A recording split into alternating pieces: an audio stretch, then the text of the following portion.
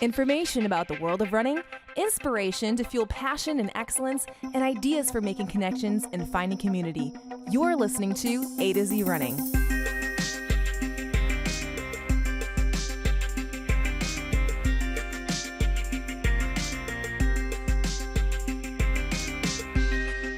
Hello, everyone, and welcome to a special episode of the A to Z Running podcast where we help runners thrive. I'm Andi. And I am Zach.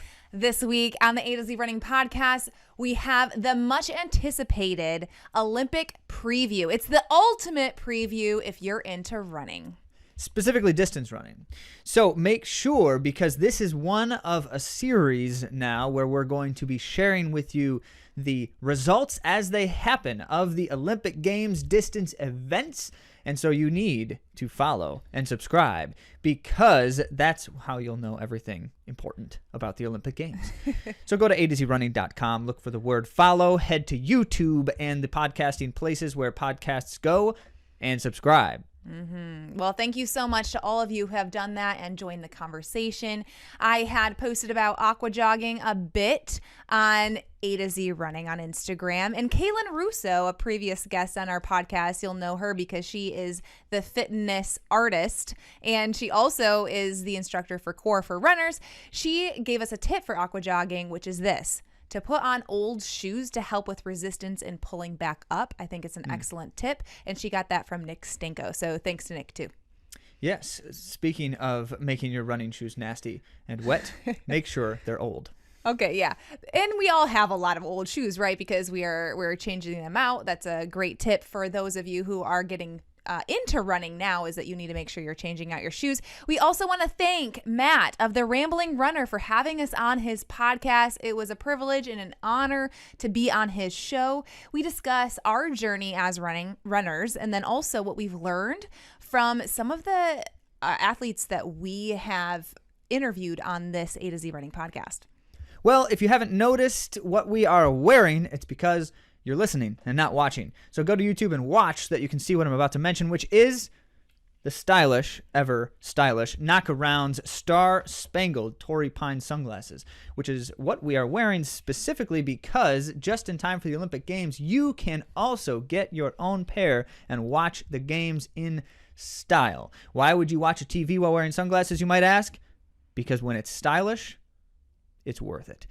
Now, you know that Knockarounds are exceptional sunglasses. We've been talking about them here, and we've been wearing them now for some time exclusively because they're just that amazing. We wear them casually. We wear them when we're running. There's formats and frames for every possible interest, and their designs are incredible. So you want to find out a little bit more about this, which means you need to go to atozrunning.com/episode 95 so that you can click our link and get to all the Knockaround stuff. Yes, indeed, when you support people like Knockarounds and the sponsors on our show, we certainly appreciate it. They appreciate it. And you know that we're only going to be talking about a brand if we like their product. So you can find out more about that. atozrunning.com/episode 95. And then head over to Instagram because we're going to give some away with Knockaround. So if you love giveaways, you know I do, head on over to AZ Running on Instagram. Excellent stuff. Now, what you have been waiting for, the Olympics preview.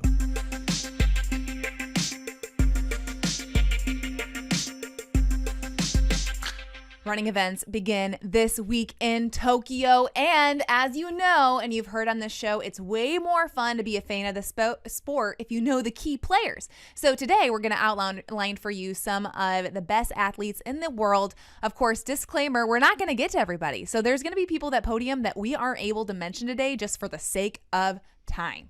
So please make sure that you follow our A to Z Running page, and we're going to be updating you throughout the Olympics and into the week. As these events are unfolding, you'll find that at A to Z Running on Instagram. And we want to update you a little bit about those cardboard beds that Paul Chalimo was posting about and we mentioned last week. Well, Corey McGee says that they're comfortable. Okay.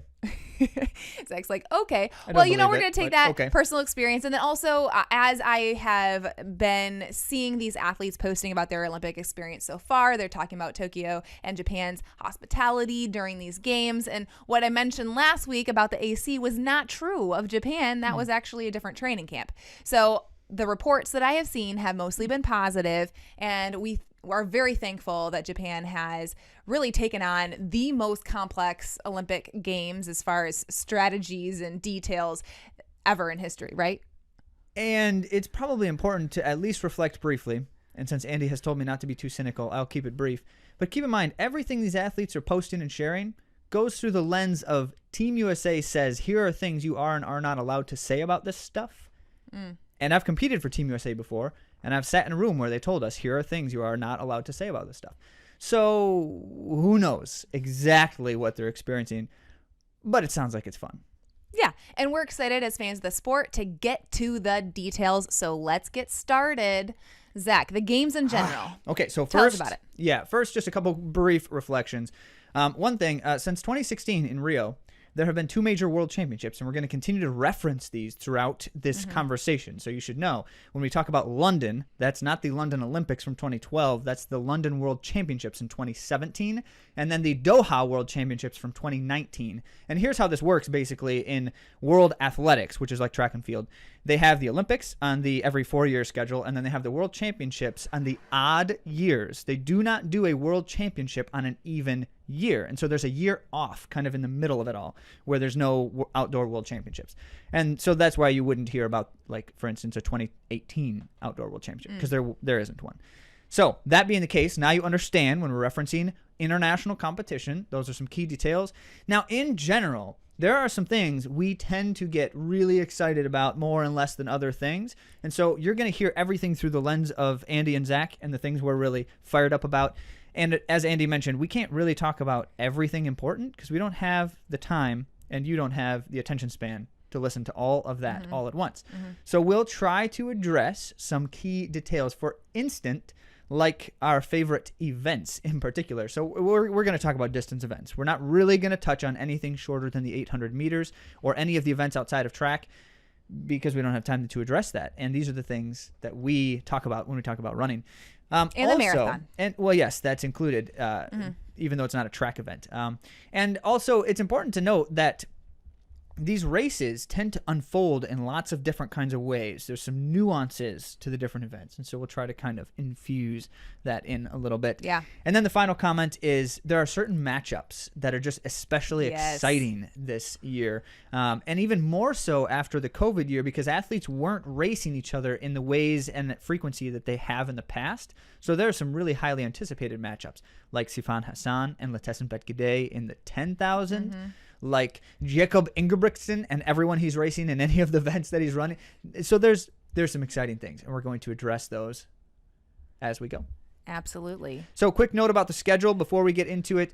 Tokyo is 13 hours ahead of Eastern Standard Time in the United States. So we're going to include on our page the schedule of finals and when they are. So you can see at a glance what days, but those days are based off of Tokyo time. So if it's a final, like for instance, in the first half of the day, like the marathons or morning races, then it's actually happening live the day before if you're in the United States. And so that's an important reflection. We'll include links to that and as well a link to the complete schedule that you can view in with the time zones shared too.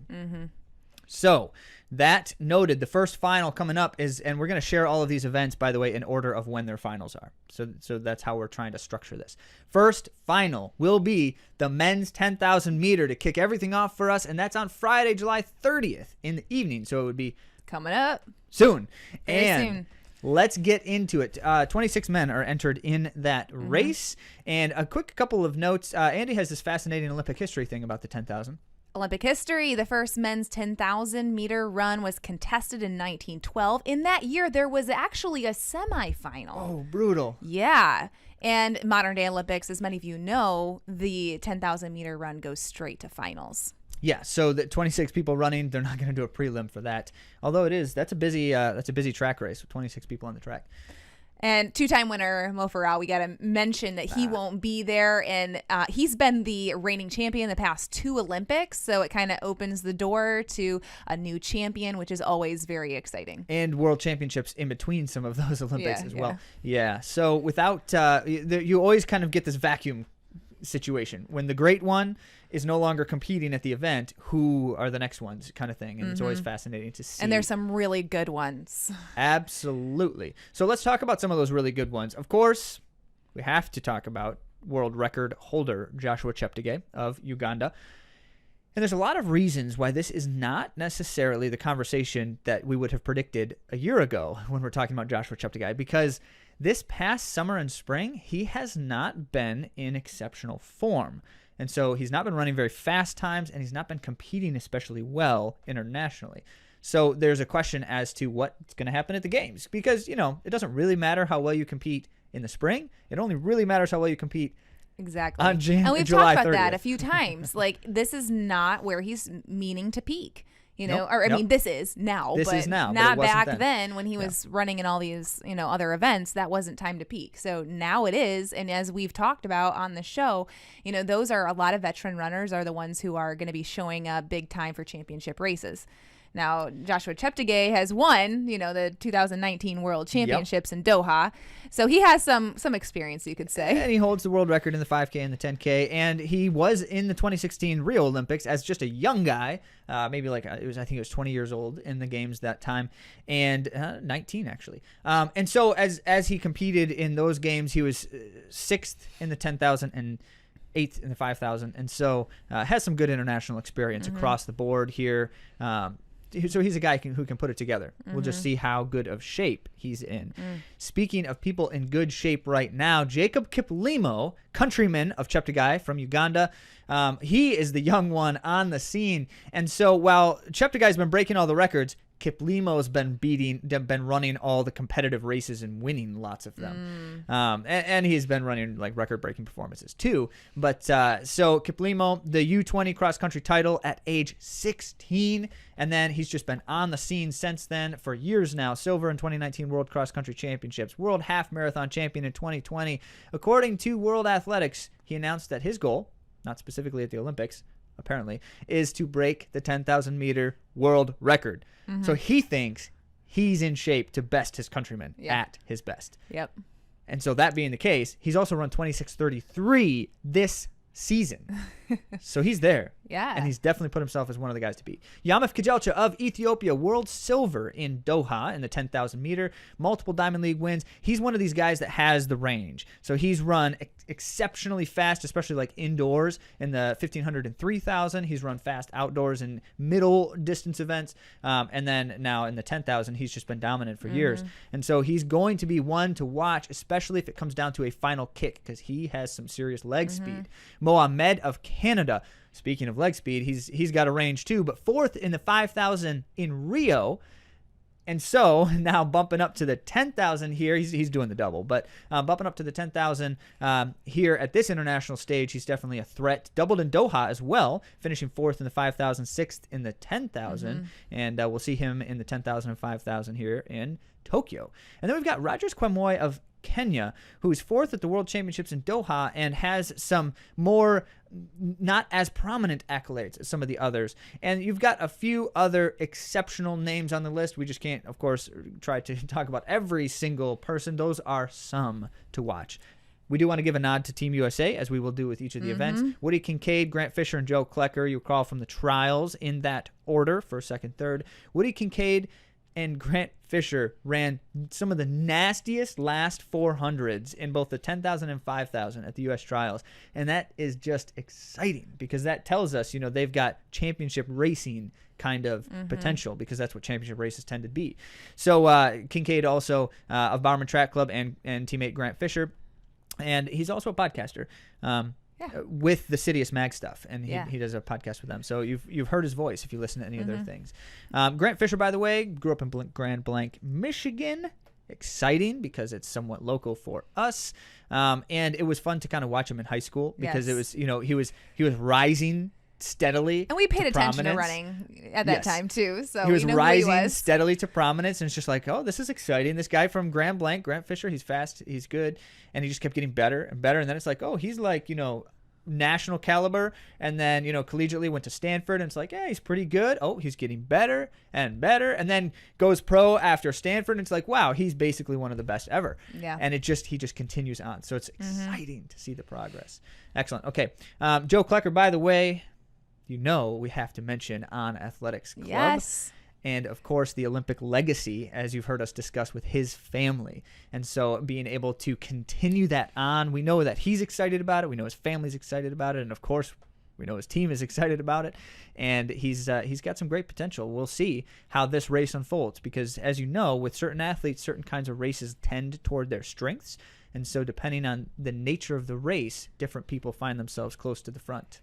Ugandan teammates Cheptegei and Kiplimo are both going to be doing the 5,000, 10,000 meter double, as well as U.S. teammates Grant Fisher and Woody Kincaid. So we're going to see some familiar names across these lists there. Let's jump to the men's 3,000 meter steeplechase. The final will be contested on Monday, August 2nd, and the preliminary heats will be on Friday, July 30th. They have 46 athletes in the preliminary rounds, 3 heats, and then the final will be more like, it'll end up being Is like 16. that a lot, Zach?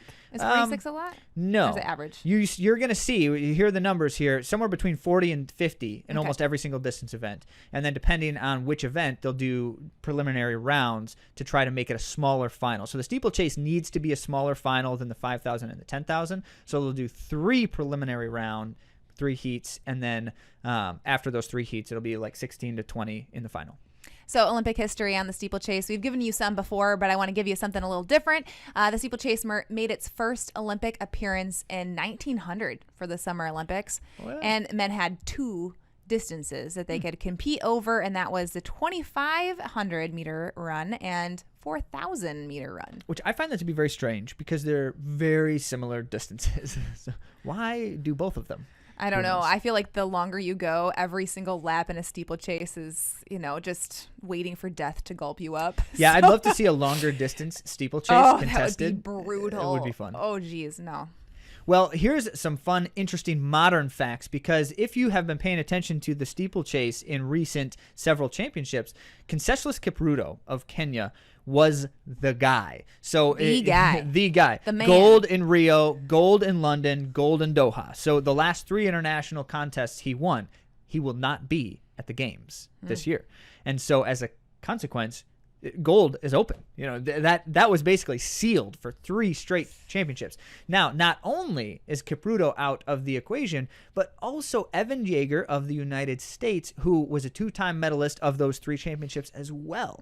And so now you've got 2 of the big stages, and then we take out one of the French guys who was a medalist, and he's not going to be there. And suddenly you're realizing that this is a vulnerable medal stand, which is very exciting. Mm-hmm. So we're going to tell you a little bit about some of the favorites here, but before we do, I wanted to mention, you would notice if you've been watching these results, there were no Ethiopians in the Rio final, and Ethiopia currently might be fielding the best steeplechase team, which is just an incredible transition. Yeah. And they've discussed this a lot in various Let's Run community and such. Why is it that Ethiopia hasn't historically been very strong in the steeplechase and suddenly is? And it's a fascinating conversation. I encourage you to kind of look for information on stuff like that if you want to read more. Now, that said, here are the players. Lammecha Girma of Ethiopia is certainly one of the, if not the one to beat. World ranked number 1. There is a little bit of controversy, by the way, surrounding some of the Ethiopian qualification stuff, because Ethiopia basically said at their trials you couldn't double, and then it turns out a lot of their athletes are doubling. They also said that if you didn't run an event in their trials, they wouldn't put you on the team in that event for the Olympics, and then they did with some. So there's some really fascinating things around what Ethiopia, maybe they were doing it on purpose to try to trick other countries. No, well, Zach, you discovered something. I'm not sure you want to share it on air, but it's a speculation in regards to qualifying in one event and being qualified in another event, perhaps? Yeah, so some teams field 4 athletes in an event, and you're only supposed to have 3. And there's a question of, well, how can you have 4? But you'll notice any of the teams that have 4 in an event, the 4th one is also running another event. And so if an athlete is doubling at the Olympics, they don't count against the team's quota in one of those events. And we could be wrong, but this seems to be a new thing. And maybe that's perhaps why Ethiopia said like no doubling, but then there actually is doubling because they're not going to take away the opportunity. Doesn't count against their team. It doesn't count against them, so it's an extra opportunity for for their team to get more points.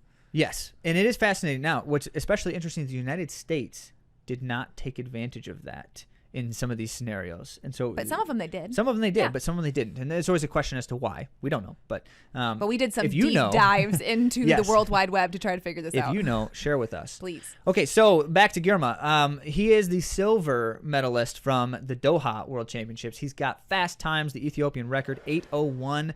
Good stuff going on. Current world leader in this season, so he's on the top of his game right now and won the Monaco Diamond League. If you recall, the Monaco Diamond League was the one where they rang the bell too soon. Oh, yeah. And we've included a link to that if you forgot about that. But so he won that race, but it was Benjamin Keegan of Kenya who looked like he was going to win it before all of the fiasco. So yeah. Speaking of Keegan, because gotta watch for him. Yes, you do, because he looked like he was in best shape form in that Monaco Diamond League, which means he's really close to that right now. Also, now he's got a chip on his shoulder from what happened in that race, and for many, that fuels. He looked like he was gonna crush it too. Yes, he did. Yep, he's ready to crush it here at the Olympics. World rank number 4, 6th in Doha, and clearly ready to race as noted. Soufiane El Bakkali of Morocco is definitely one to watch. World rank number 2. He's nearly tied with Girma for the world leading time, and he's been there for a while now at the top of the game. So certainly, if you just look at kind of like historically, and if he's still in best shape form, which it looks to be that he is, he's certainly one of the guys with the most experience in the field. 4th in Rio, 2nd in 2017 in London, and 3rd in Doha. So 2 medals out of the last 3 championships, and 4th in Rio when all 3 of the guys in front of him are not in the current games. That speaks well for him. All right. Oh, by the way, he also has 8 Diamond League victories across his career, so he can win races. That's a lot. Yes. If you were betting money, he'd be your safest bet for this games in the steeplechase.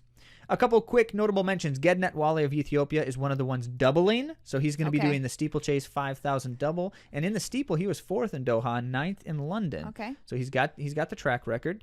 Jalali Bedrani of France, and France knows how to field steeplechasers. They've been doing it well for years now, and that's always something interesting to pay attention to. So here's another. He's world ranked number 7. He was 5th in Doha. So definitely. So these people that are like they're in 2 events, like these seasoned runners who are strong enough to back up their racing with more than one event. I find that extremely impressive, especially when it's something like the steeplechase. And I think steeplechasers need that kind of strength because at the end, you don't want to be clipping any barriers or falling in any water pits. Your legs are so tired to have to endure this specific event. So when we see things like that, we know that they're strong and that they're contenders. Yeah. Don't forget about Abraham Kibiwat of Kenya, world rank number 6, 7th in Doha, and Hillary Bohr of the United States. Yes. So another one who's got the experience, because a lot of these other steeplechasers are a little bit newer, but Hillary Bohr, world rank number 8, he was 8th in Doha, 7th in Rio, and he was in the London championships as well, but he just didn't make final in that one. It was one of his not as good races. And if you want to hear from Hillary Bohr about championship racing and you haven't listened to that episode yet, you need to, and listen to it soon, because it will help clear up what is going on in the minds of these athletes at the Olympics, because championship level racing is different. And so getting into the mind of Hillary Bohr was fascinating. So that link will be in the blog post, AtoZrunning.com/episode 95. The question is always, you can run fast, but can you win races?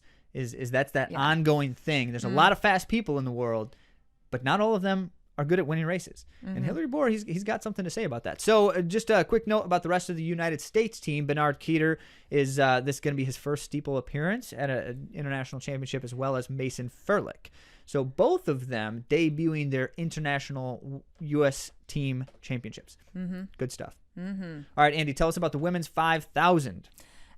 Personally, one of my favorite events to watch. General Olympic history: prior to 1996, women had competed in an Olympic 3,000 meter run. So that started in 1984. So it's a fairly new event. 1996 was not that long ago. I was rocking a side pony then. So these are days that I actually... Wait, what? I mean, side rocking pony. a side pony? Yeah. Like you rode a horse on its side? No, a side pony, Zach. You don't know what a side pony is? I just think it's so strange that you said that. Well, I am super excited to share with you what's going on in this women's field. It's very strong. Helen O'berry of Kenya, she won silver in 2016 at the Olympics in Rio, and she won gold at the London World Championships in the 5,000 meter run, and Helen won gold at the World Championships in Doha. Exceptional track record. Yes. And she is, I want to mention, a mother runner. So, yeah, coming back from childbirth to be the best in the world. And she is entered in both the 5,000 and 10,000 meter runs. And the rivalry here, Sifan Hasan of the Netherlands. So 5,000 on paper is actually her weakest event, but she's not weak. Well, no. Nope, not at all. Sifan won both the 1,500 and the 10,000 meter run at the 2019 World Championships in Doha. And everyone's talking about it. She is doing the triple. She is entered currently in the triple for the Olympic Games. This is unreal, folks. This does not happen in running events for the distance stuff, at least. All right, trivia. Anyone comment on any of our places? Has anyone ever done the triple at the Olympics before? 1,500, 5,000, 10,000. Now, obviously, these events haven't all been competed in all the Olympics, but has any distance runner tripled? I need you to find out and tell us in the comments, and we'll tell you if you're right. Oh, I love that. It's fun. Gudaftsege of Ethiopia. She won silver in the 5K at the 2019 World Championships in Doha. And kind of a fun fact, her husband is her coach. I'm sorry, Sige. I'm sorry. No, it's not a gruff dynamic. I'm enjoying this dynamic of Zach coaching me. Anyway, entered in the 5,000 and the 10,000 meter runs, and she does hold currently the indoor 1,500 meter record. And we talked about at these championship events, the people with the closing speed are dangerous. Oh, yeah. So watch out for her because she's got that 1,500 meter speed in her legs. Her and everyone else from Ethiopia in the 5,000, it would look like, because they all made this list. So let me just mention, Semberi Teferi and Ejgaye Taye of Ethiopia are both threats to this. And part of the reason why is because these three at the Ethiopian Championship went... all three of them under 14:20 for their 5,000 in the same race. And Eilish Mccoggin of Great Britain is trending fast. So I just wanted to mention her because I could see her stealing a medal for sure. She's got the British record now in the 5,000 meter run and just keeps getting faster. Now, Team USA, don't want to bat an eye at them either. They are ones to watch as well. And Elise Cranny is the U.S. Olympic Trials champion, part of Bowerman Track Club. And I have to share, I love these like fascinating side facts, but she said this on the Olympic website: you can't be constantly shaken by a bad workout. And you also have to keep it fun, joyful, and exciting. Focus on what you're doing well and what's allowing you to grow and take steps forward. So you've heard it from the top. Elise Cranny says, hey, shake it off, people. We got some bad workouts sometimes. It doesn't mean you're a bad runner. It's okay. Keep moving on. Keep progressing. So thank you for that, Elise. We're cheering for you at the Olympics. And then Karissa Switzer, she is the second fastest woman in U.S. history in the 5,000 meter run behind teammate Shelby Houlihan, who, of course, is not here at the Olympics. Most of you know the story. If you don't, feel free to message me. I'll tell you the story. And this is a really interesting fun fact about Karissa is that her inspiration for the sport, the person who's been her support in all of her running career throughout all stages of it, has been her grandpa. She calls her grandpa the night before competition every single time. She says a quick prayer before she goes out. But besides that, I mean, that's her tradition, calling her grandpa. And her grandfather, as I mentioned, Frank, he was an All-American D2 runner, and he coached cross country for 40 years. So like he gets it. He gets the sport. Years. It's a legacy for them, and then also this special relationship that they have. Very cool stuff. Rachel Schneider, first-time Olympian, but also a very speedy runner, and she is one to be excited about. She's engaged to Mike Smith, who's the famous coach of NAU, who have won 4 out of the 5 last cross-country titles, and is now coach to Galen Rupp. Very interesting things. Yes, and she's very versatile. She has run the 5th fastest mile of all time by a U.S. athlete. She's 10th on the all-time list for the 10,000 meter run and 11th in the 5,000. So moving on then to the next event on the schedule will be the women's 800 meter. We're going to see 6 preliminary heats in this one and then 3 semifinal heats and then the final. So you're going to see them running on July 30th, July 31st, and August 3rd for the final. Now, the women's 800 meter is terribly exciting. Terribly. Like, this is going to be historic. I'm just going to put it out there. This is going to be. It could be. It could be. But whether or not there's like a world record or anything, it is going to be a showdown of some amazing greats in the history of our sport. Some new, some seasoned, some ready to get in the mix. Any of about 10 different women should be able to win this race on any day. And so that being the case, it has a lot to do with who's going to make the final, because if some of the big players don't make final, which does happen nearly every time, then it kind of like weeds out some of the question marks, and now you're left with a totally different question. And so we'll try to set you up here. Athing Mu of the United States is my favorite to win the race. I think she's going to win it. Hands down, because I don't think anyone can feel as good as she does running 156. We watched some footage of those in Diamond League. Some of the ladies we're going to get to running at the end of their race. It was a 156, and they were just like looks of pain all over. They were, flailing their arms, just trying to get across the line at 156. Well, at the U.S. Olympic trials, Athing Mu had a 156, and she looked effortless, like a graceful gazelle running. Like I was thinking she could do another rep of this. Now, everyone keeps saying, but she has no experience. She has no experience. It doesn't matter. She holds composure. She doesn't need the experience because she's not fazed by the setting. Every race she's done at every level, she looks great. No problem. So, yeah, she's young. Yeah, she could be nervous. Doesn't matter. She's excellent. So I think she's a shoo-in for a medal. Speaking of excellence, Ajeé Wilson. So Ajeé Wilson is the experienced one on the program here, specifically for the United States, and world ranked number 1. She's got 2-time world bronze medals in London and Doha, 4 Diamond League victories in 2019 alone, with 7 total in her career. So she's got the experience. She knows how to win races. She's very fast, and she's looking great this season. So you definitely can anticipate a good day from her if she's putting pieces together. And you might want to know like why and how she's so calm. Well, we did an episode with her about that, so we're going to link to that as well. If you're just getting excited, make sure you do that. Listen to Ajeé Wilson talk about her racing. It's exciting. Rosemary Almanza of Cuba is another one to watch. She's world ranked number 12, but she's got a recent Diamond League victory in Stockholm, and she's run 156 recently, which means she's in great shape and she's trending up. And momentum matters for these things. So she's entering the Olympic Games confident that she's in the best shape of her life and ready to race well. Now, some quick notable mentions. Great Britain's certainly fielding a great team. Keely Hodgkinson, the young one, the teenager, and Gemma Reekie are both in great form, looking to run fast times. They've been fit this season, so we can see that momentum into the games. Natoya Goul of Jamaica, world number 2 with a mid-156 season best, and it's only a shade slower than her lifetime PR, so that speaks well. And then Halima Nakayi of Uganda is the defending world champ from Doha, world number 3. But she hasn't looked quite as strong this season as some of the others. So if she brings it back, she's a threat. We'll see. Raven Rogers of the United States, also world number 4, silver medal in Doha, and she's looking great right now as well, certainly in personal best form, which means she's clearly a medal threat. So, as noted, at least 27,000 women in the 800 could win a medal. That brings us to the women's steeplechase. There are certainly ones to watch in the women's steeplechase. Winifred Yavi of Bahrain was 4th in the steeplechase at Doha. And then we also have Gessa Kraus of Germany. She won bronze medals in steeplechase at both the 2015 and the 2019 World Championships. She also holds the German record, of course.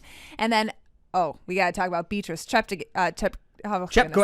Kenya. I always mess that one up. Chepkwich. She's the favorite to win. She was the 2019 world champion. And I say favorite, but it could be mixed up. And I'm going to downplay, in my own opinion, that favoritism simply because of the way she's been racing this season. It looks like others seem to have her on the edge. But clearly you can't discount her.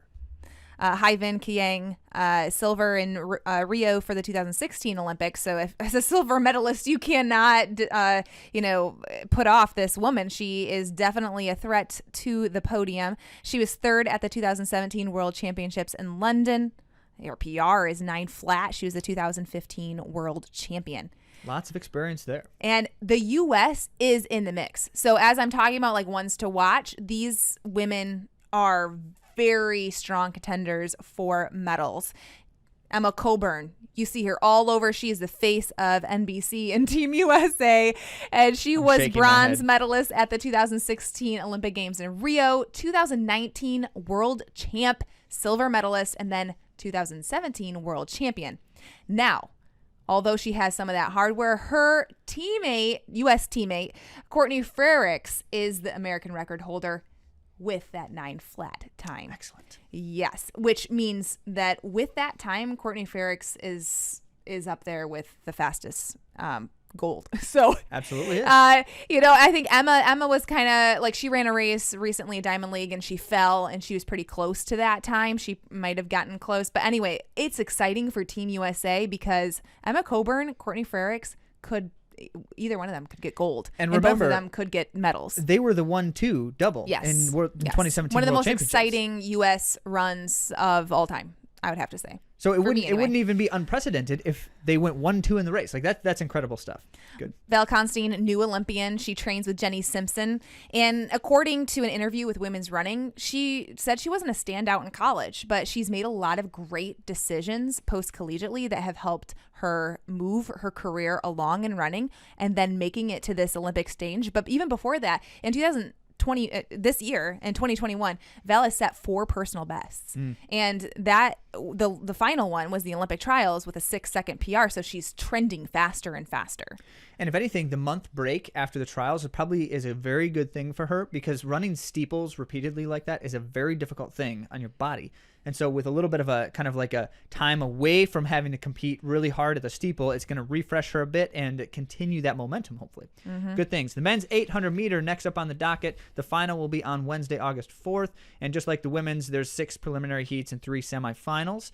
Now, a quick modern fact detail. There's going to be a new champion lately. The champion has been the same person. David Rudisha of Kenya is basically the guy that did all the winning for a period there.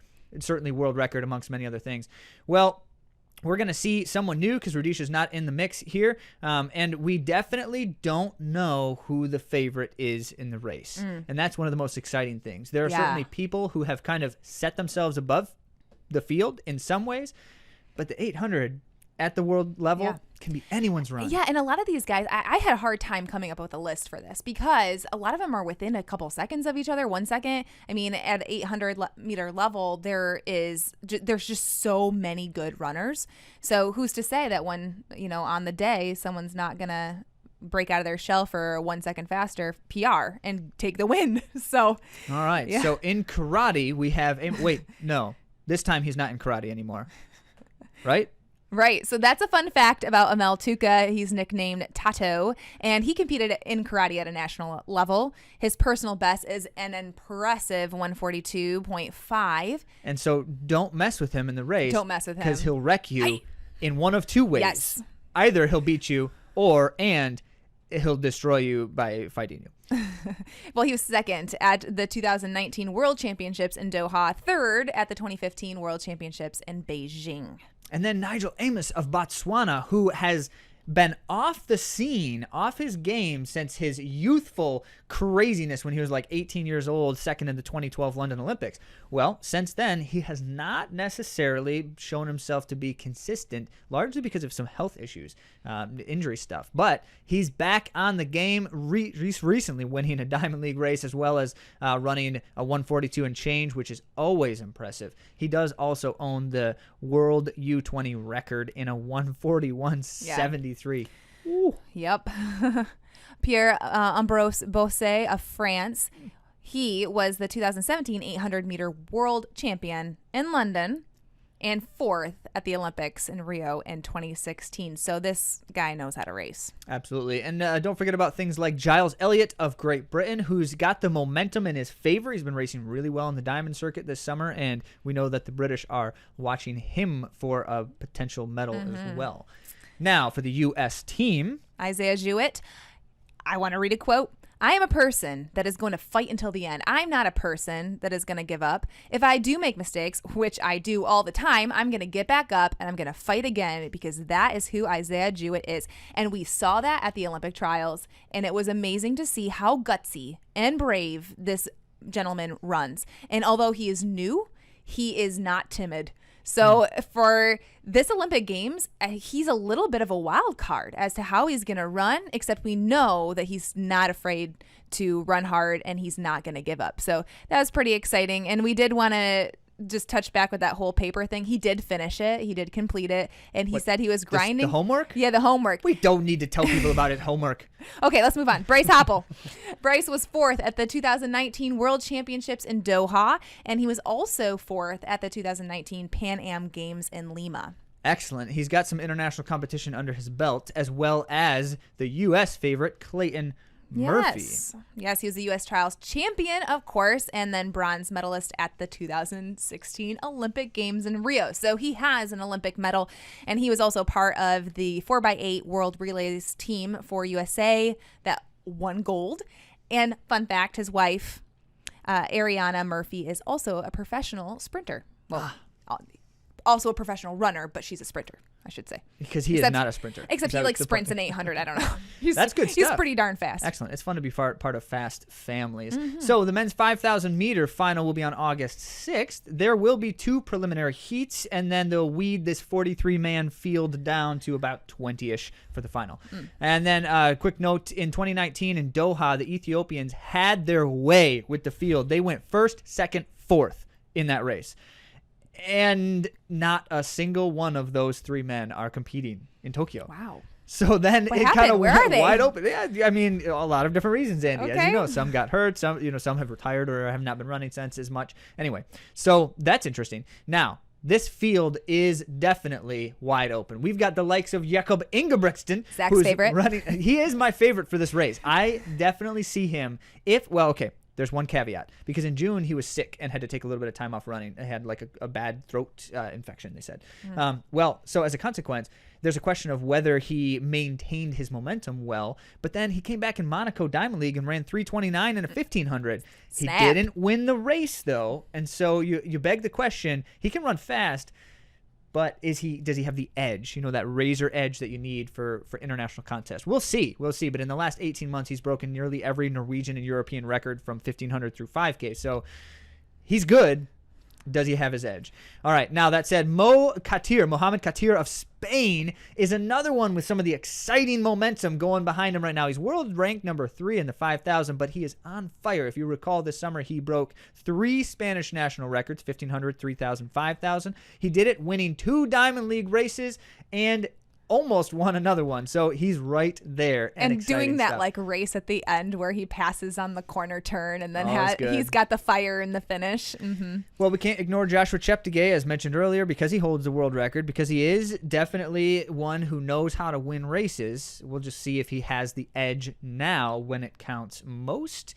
And other notable mentions, we do want to still comment on Jacob Kiplimo of Uganda, the countryman. As we mentioned, they're doing the double together. Yes. And Jacob Kiplimo seems to be stronger the longer the race gets, but he also holds the Ugandan 3,000 meter national record in a race that he beat Jakob Ingebrigtsen last summer. Wow. So he's got it.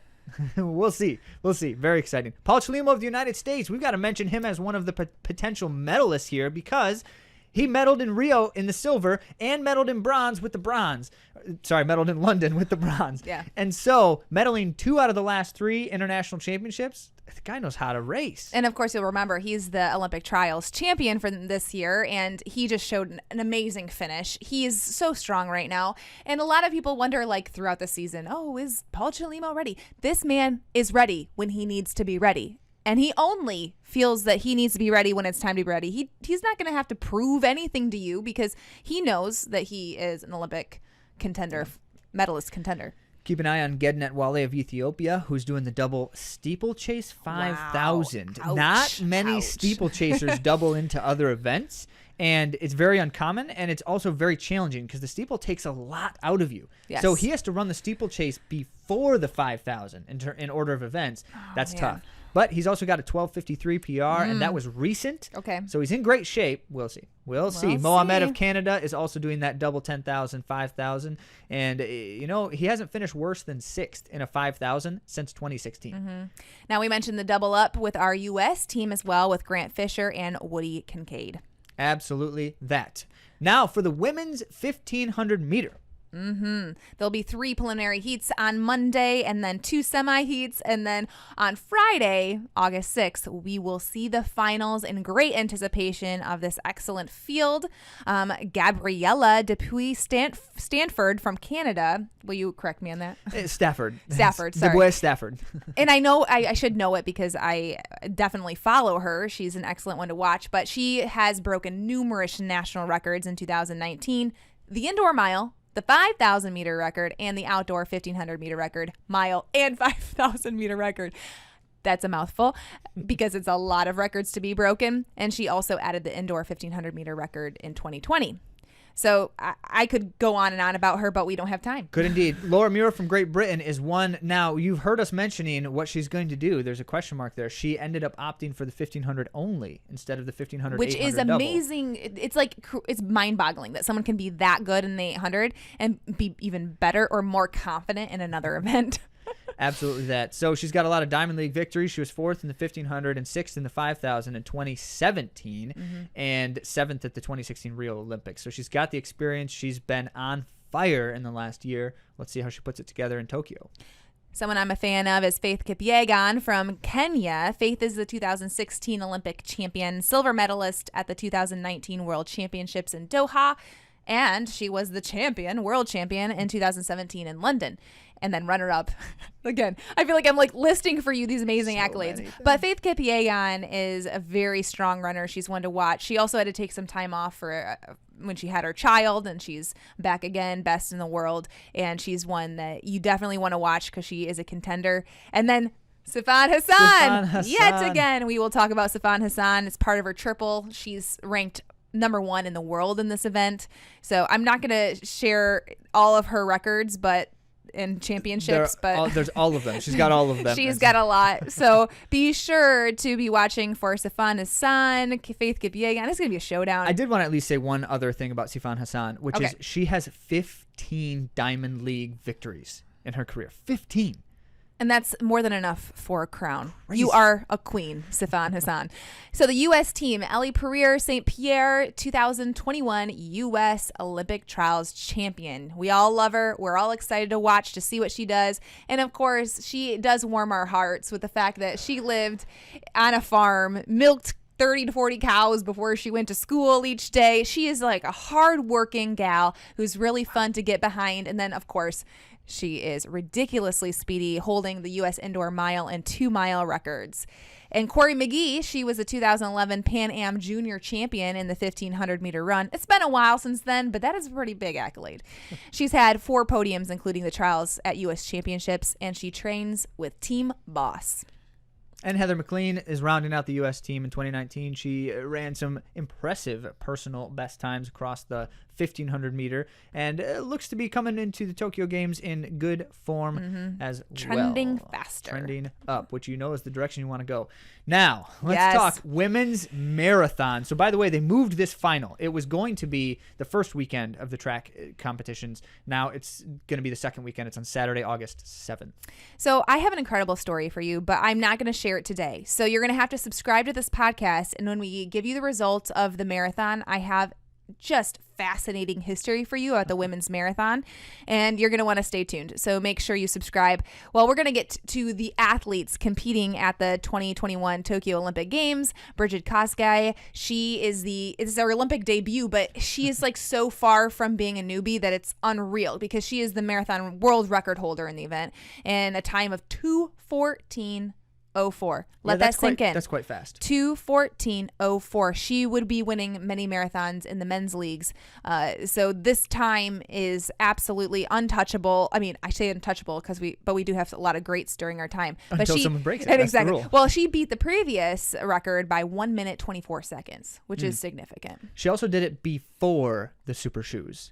Yes. Reflect on that a moment. Okay. Before I didn't the know Super that Shoes. fact. That is a very interesting fact. Yeah. Bridget also won the 2018 and 2019 Chicago marathons and the 2019-2020 London marathons. So she knows how to win on the big stage, and the Olympic victory is just the only one that she doesn't have yet. So we'll see. Well, we'll be looking forward to that Olympic debut. It's so bizarre. Ruth Chepngetich, countrywoman from Kenya, is also a dangerous threat. She's a 2019 world champion from Doha in the marathon championships, third in the London marathon, outkicked by Sarah Hall. Remember that? Yeah. But she's also got the half marathon world record in 1:04:02. Smoking fast. Almost 30 seconds beyond Bridget Kosgei's best. So, yeah, that's good. Lona Selpeter, she is an Israeli runner. She has the 6th fastest marathon time in the world's history at 2:17:45, and she's also won a handful of marathons, including the 2020 Tokyo Marathon.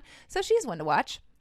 And then speaking of people to watch, the U.S. team, it's always exciting to support our own. Elifine Tuliamuk is the trials champion in what was just a really strong race. Well, she was busy in between the trials and now the Olympic Games as a new mom. So she gave birth to her daughter not too long ago, and she is in good form. Her training's looking great. No one's doubting her fitness. She just recently ran a steady long run in 5:40 pace.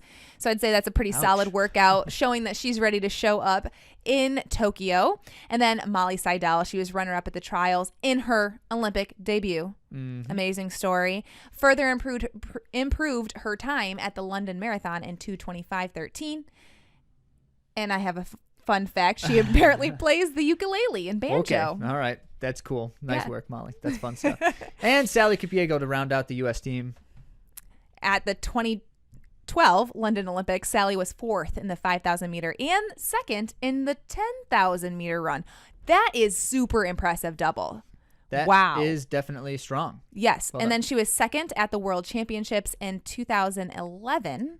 And she was the runner-up in a more recent event in 2016 at the New York Marathon. Absolutely. So Another mother runner. Just want to say that. Shout it out again. She's a mother runner. Speaking of women's distance races, later that same day on August 7th will be the women's 10,000 meters. So I hope no one was doubling. We were talking about that because that does happen occasionally. Yeah, keep in mind they moved the marathon schedule. So they didn't used to be on the same day. Yes, and you would usually want to do a 10,000 meter run before the marathon run, not run a marathon the morning of your 10,000 meter final.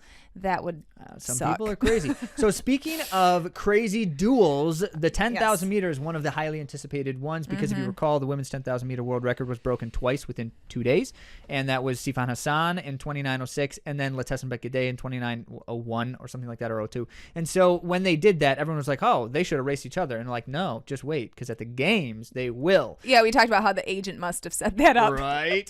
Now, it's important to note that the interesting thing here is the 10,000 will be the final event in Sifan Hasan's triple. Okay. And so that who is knows interesting. how that will affect this contest. Interesting. Yes. So Sifan Hasan still is considered one of the favorites even after doing the triple. Currently, she's world ranked #1, defending national champion from Doha, and she did the double win there. World record, that all that stuff. Okay. Letesenbet Gidey, also one of the favorites now, so that's the duel. But it's important to note that she also holds the current world record in the 5,000, and she was silver in Doha behind Sifan Hasan. So this is kind of like a rematch in that sense. So we'll see. A rematch with like some interesting, monkey wrenches. And there are plenty of others in the race looking to try to contest them because, it's not likely, except for in Rio in 2016, that the world record is broken in the Olympics. So it's not likely to be that fast of a race. But if it is, there's some others who can run fast times, like Helen O'berry of Kenya. Remember, she's doing doubling. the double. Yep. She's one of my favorite to watch. And then Emily Sisson, who knows what her potential is. We are excited to see her get in a match where she's super challenged and where she has other women running with her. It's going to be a different kind of race. Let's see how that elevates her. Other notable mentions include Gudaf Tsegay of Ethiopia. We mentioned her earlier. So she holds a world record in the 1,500, which means she has very fast legs. And in the 10,000 championship race, that matters. It does. These closing times are nuts. Susan Crummons of the Netherlands is another one that you probably haven't heard her name much, but take a look at this track record. She's world ranked #7, by the way. She was 5th in the London World Championships, 7th in Doha World Championships, 14th in Rio. She's basically just been on the international stage. Yeah. Right there. Right at the cusp of us all knowing about her. So now you know.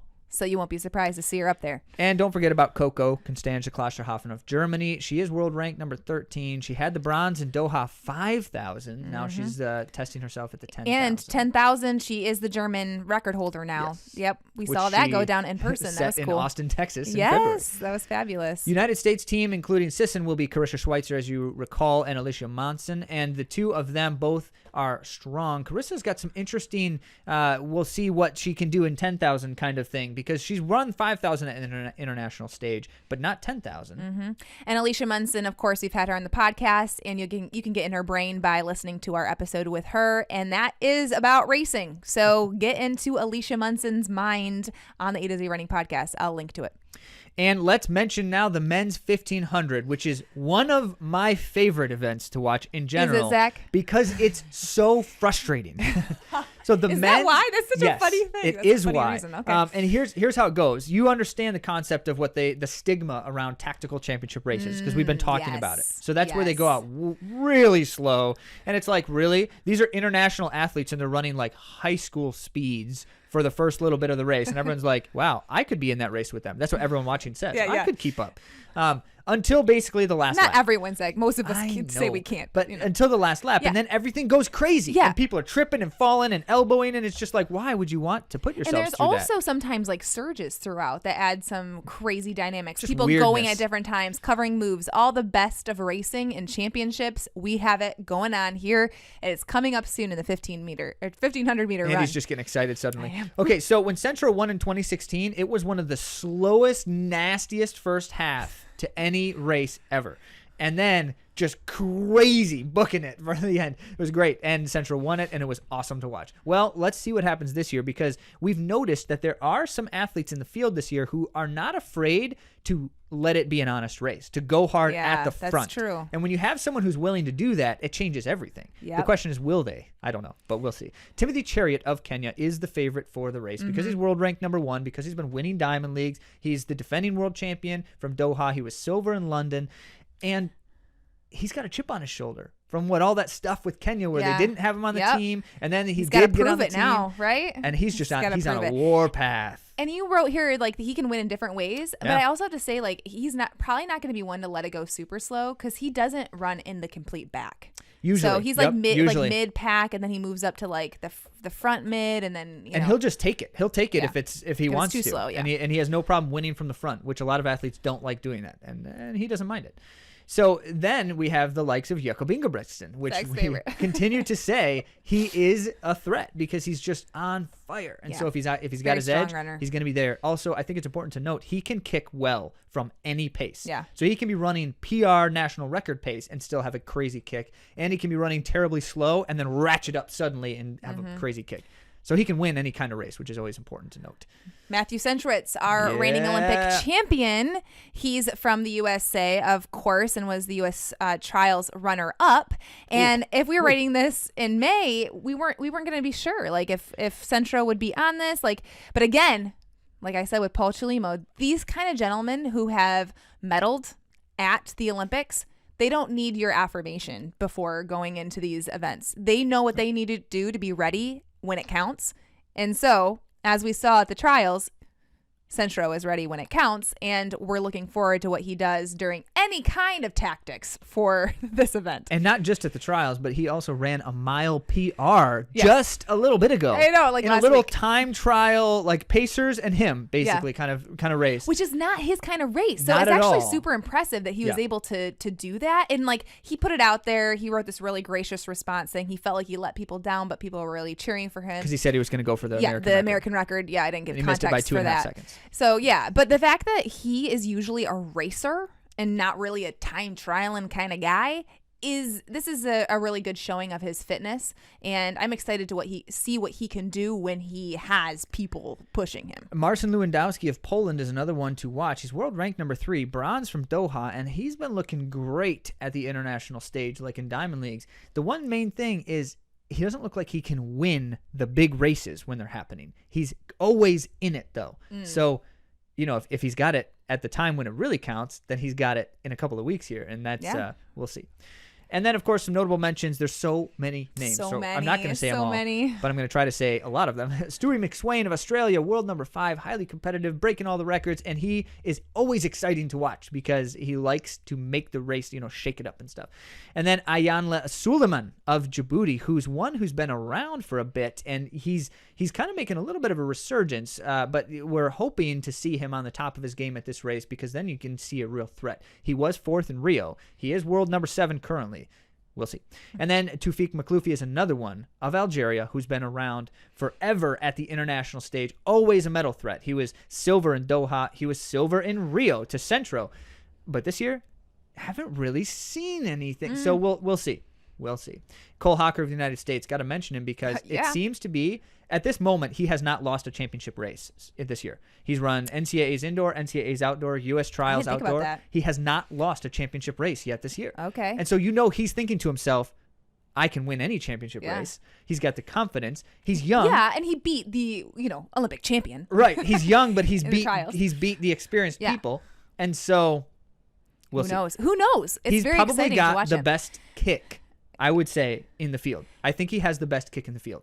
Now, we can't forget to mention Oliver Hoare, who is also on the podcast with the OAC. I'll link to his episode, which was also about racing. So if you're nerds like us, this is a great time to listen to those past episodes to get in the minds of your favorite runners. And for the final event in the running distance events in the Olympics this year will be the men's marathon, rounding it out on Sunday, August 8th. Which will actually be airing then Saturday night, August 7th, if you're trying to watch it live. Yep.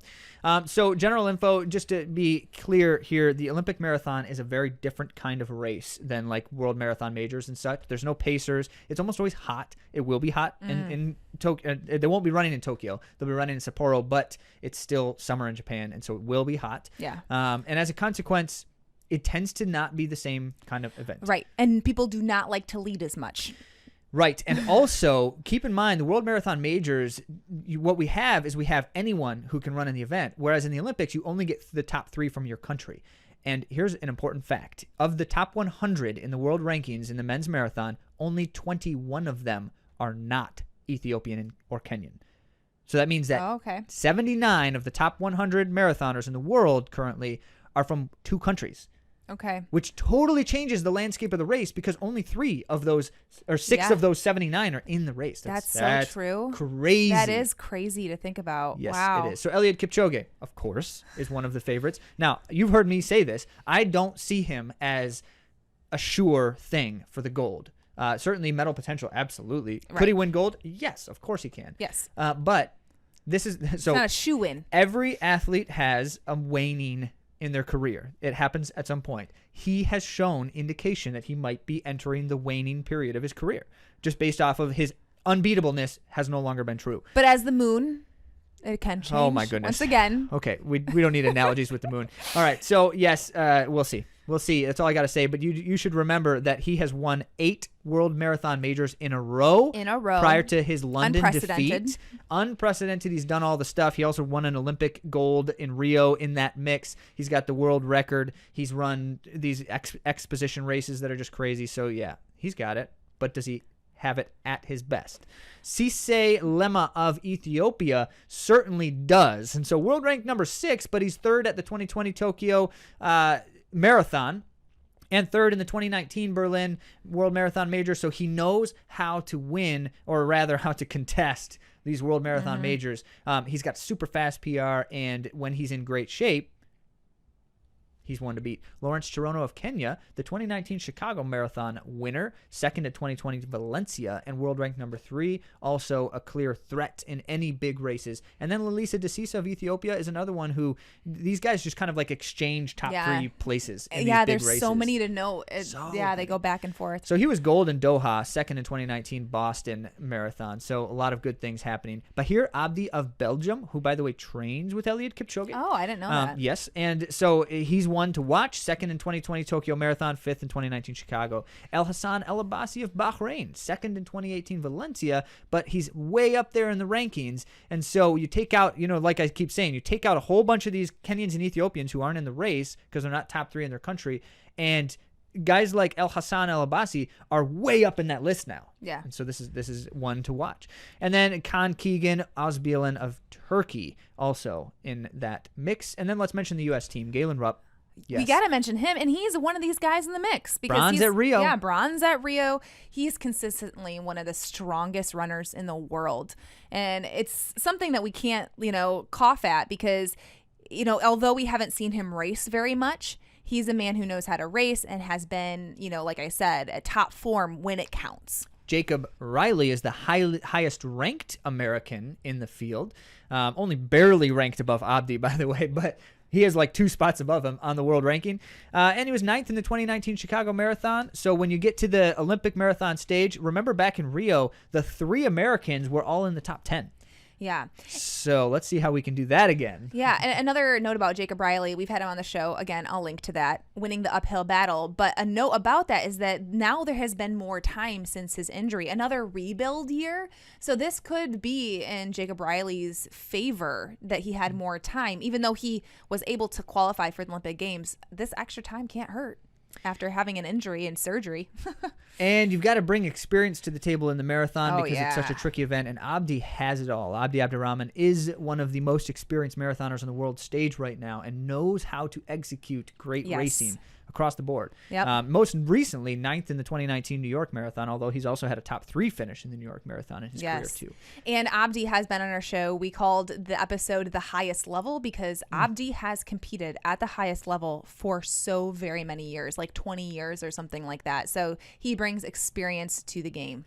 Now, you want to watch some great racing? Yes, so you do. We are looking forward to an incredible Tokyo Games to watch all of the craziness. And then, of course, you're going to watch great racing. You're going to get excited about running. And then you are going to further thrive as a runner. Yes. Now, being a fan is super fun, and we're so glad that you've joined us on this journey of tracking these athletes throughout many episodes of the A to Z Running podcast. If you love this kind of content, please subscribe and review.